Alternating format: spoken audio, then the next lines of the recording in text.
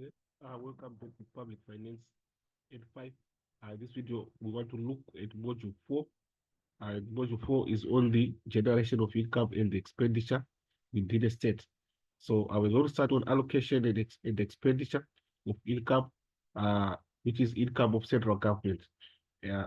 So it reads that every government must have a particular ideology which will determine not only how to govern its people, but also how it will allocate taxing authority at various levels.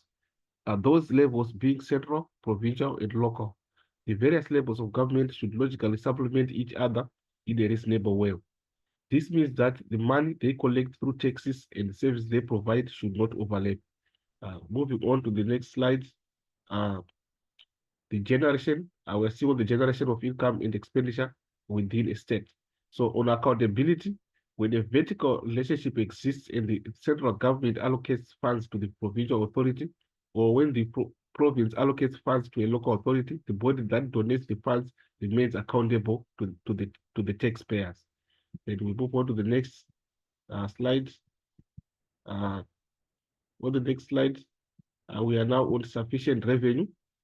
Where it reads each government level should have sufficient revenue to provide the essential services required and also those services which the voters might have demanded during the general or regional election. Uh, Moving on equal distribution. On equal distribution should take place on a vertical level, down from the central government to the regional and local, and also on horizontal level, between regions or local authorities on the same level. So this is what we have, and then we can move on to the next slide.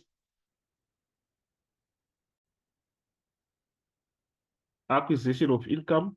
The central government receives its income from the citizens of the country, from trading itself, and also from investments.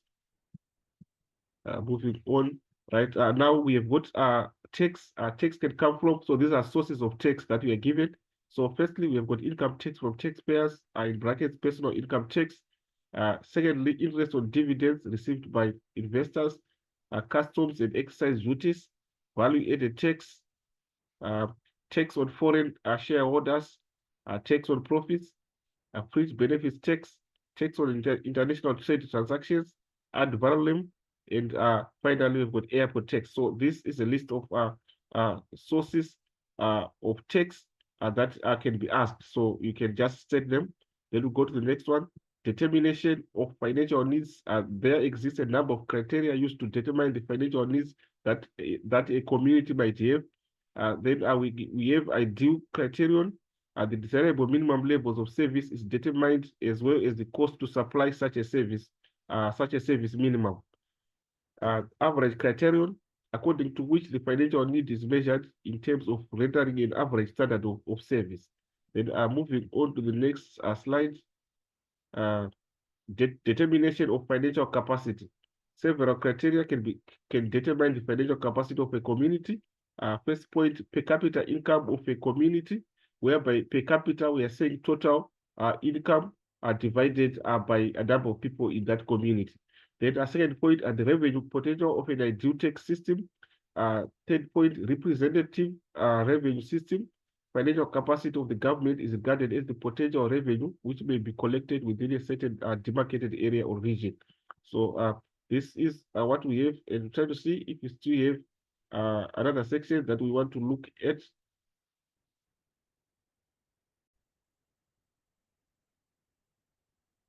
Division of sources of income. Uh, the logical allocation of functions goes hand in hand with the rational or logical allocation of revenue sources. This means that there is an attempt to allow the authority who is most capable of providing services to also be responsible for generating income. Then we move on to the last part, which is revenue sharing. Revenue sharing means that a specific government body has the authority to tax a community and collect revenue, then to distribute this revenue according to a formula amongst the various levels of government, either horizontal or vertically. So thank you for listening. This is what we have in terms of our public finance 5 and notes on module 4. Let's meet again in the next video as we provide more information.